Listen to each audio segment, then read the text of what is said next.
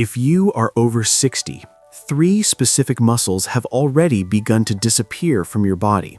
Not because of disease, not because of injury, simply because of time, and because nobody told you to protect them.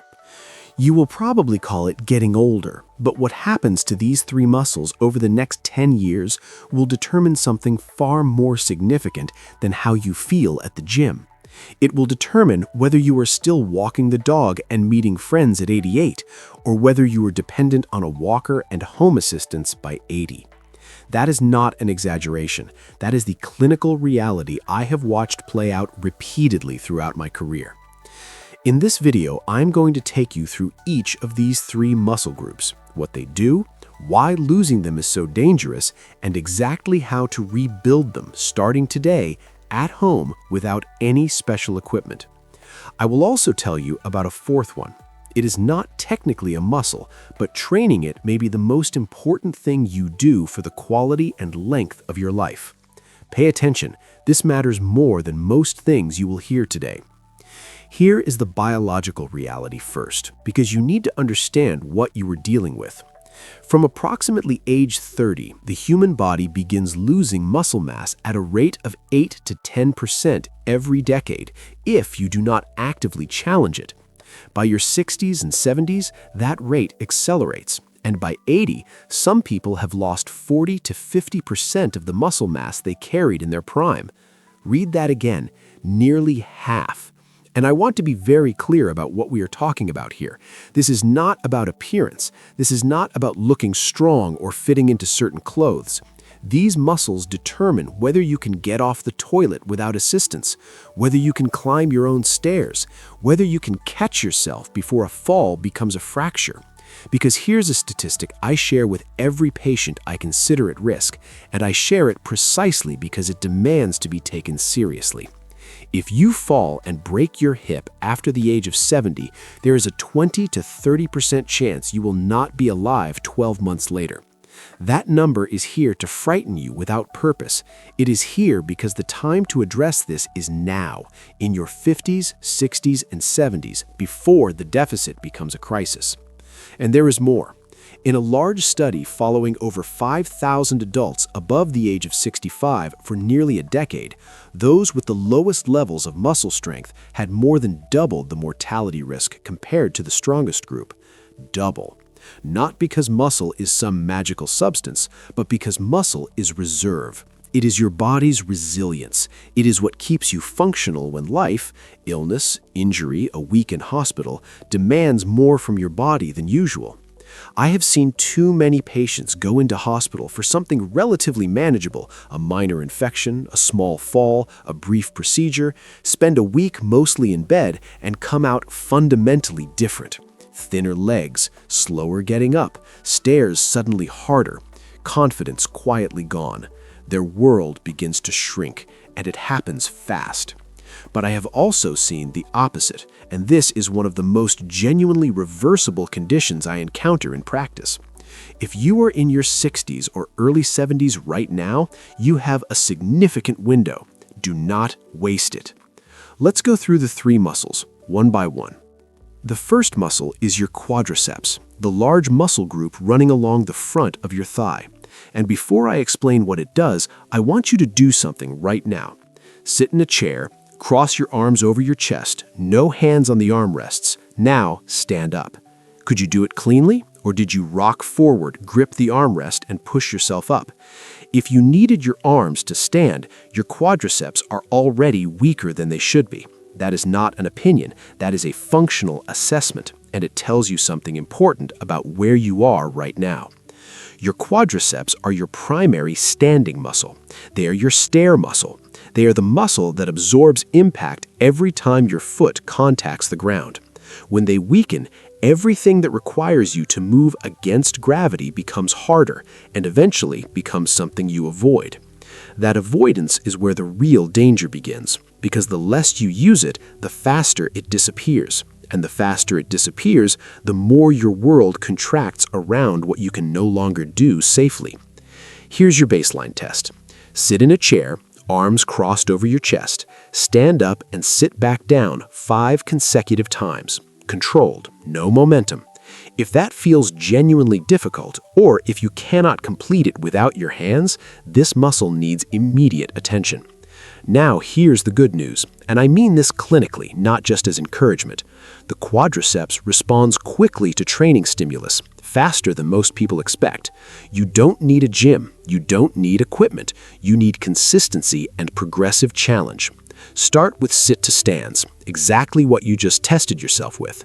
10 repetitions, 2 to 3 sets, from a chair that is not too low. Slow on the way down, 3 to 4 seconds. That controlled lowering is where the most powerful stimulus occurs. Most people rush it. Do not rush it. As that becomes manageable, reduce the chair height slightly, or add a third set. The progression is simple. The discipline is the variable. The second muscle most people completely overlook is your calf. And I understand why. It doesn't look impressive, it doesn't feel significant, and nobody talks about it in the context of independence and longevity.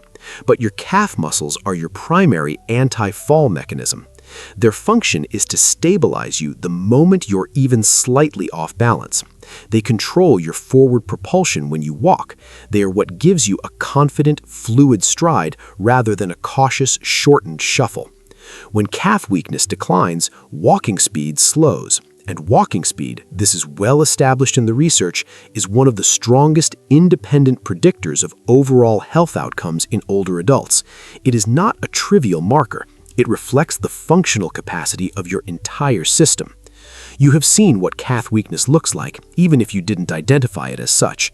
The shortened steps, the cautious, flat-footed shuffle, the reluctance to walk on uneven ground. That is not simply age, that is muscle loss expressing itself in movement. Here's your test. Stand near a wall for light balance support.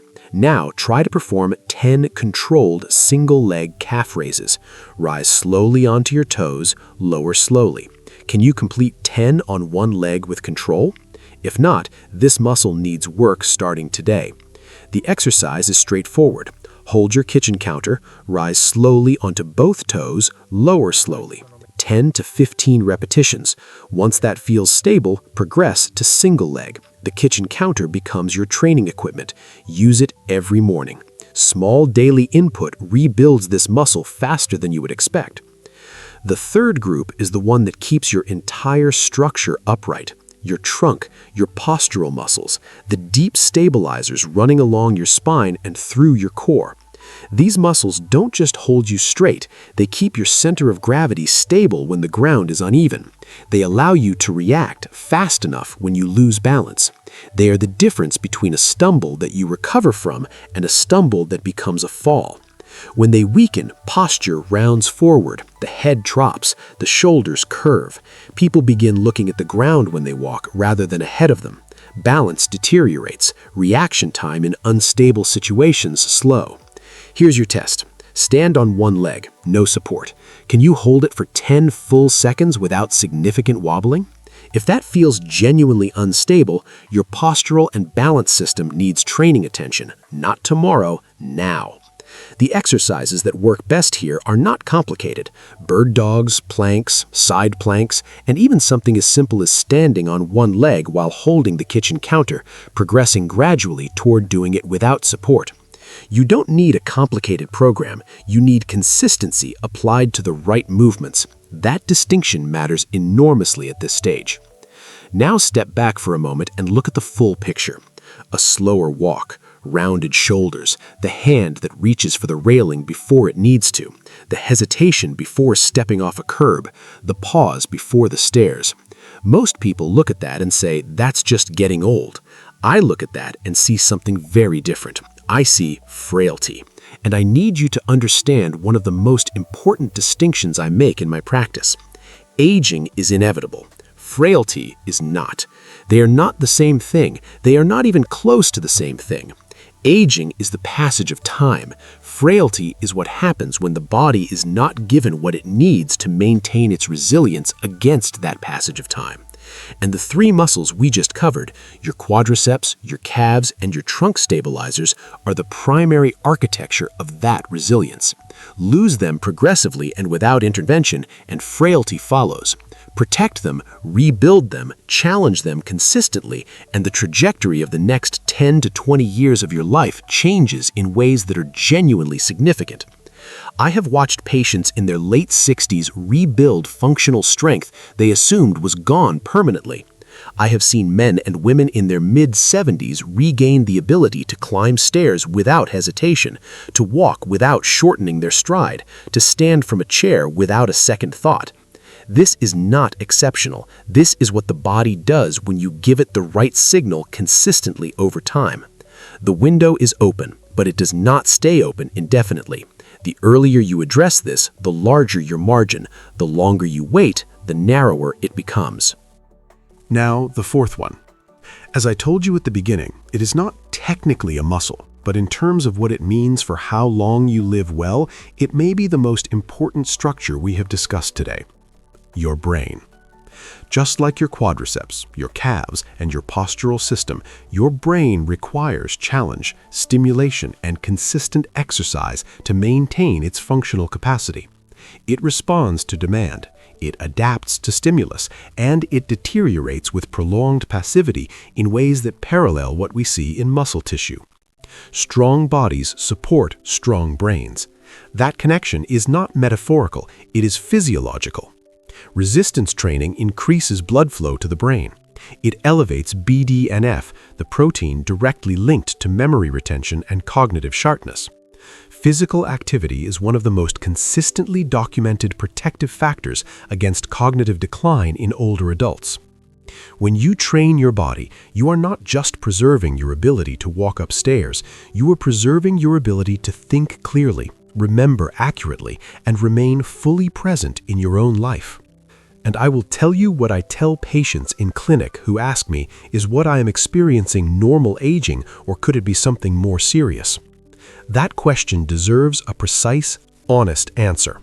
Not reassurance, not vague optimism, a clear framework for understanding what normal cognitive aging looks like versus what warrants genuine attention. Because uncertainty about that question is itself worth addressing, and addressing early. Here is where I leave you, and I'm going to be direct because that is what this topic deserves. You now know which 3 muscles are most responsible for your physical independence over the next 2 decades. You know what losing them looks like in practice. You know exactly what to do about it, simply, at home, starting today. The sit-to stands, the calf raises at the kitchen counter, the single-leg balance hold, the bird dogs and planks. None of it is complicated. All of it works. The variable, the only variable, is whether you actually do it consistently. So here's your action starting this week. Pick one of the 3 tests from this video, the chair stand, the single-leg calf raise, or the one-leg balance hold. Do it right now, today, and find out exactly where you are. Then start. Not next week, not when you feel more ready, today. Leave a comment below and tell me which of the 3 muscles felt weakest when you tested yourself. I want to know where you are, and your answer will help me create the most useful content for exactly where you need it most. If this video gave you something real and actionable, share it with someone who needs to hear it. A partner, a sibling, a friend who has been quietly avoiding the stairs. This information could genuinely change the direction of the next decade of their life.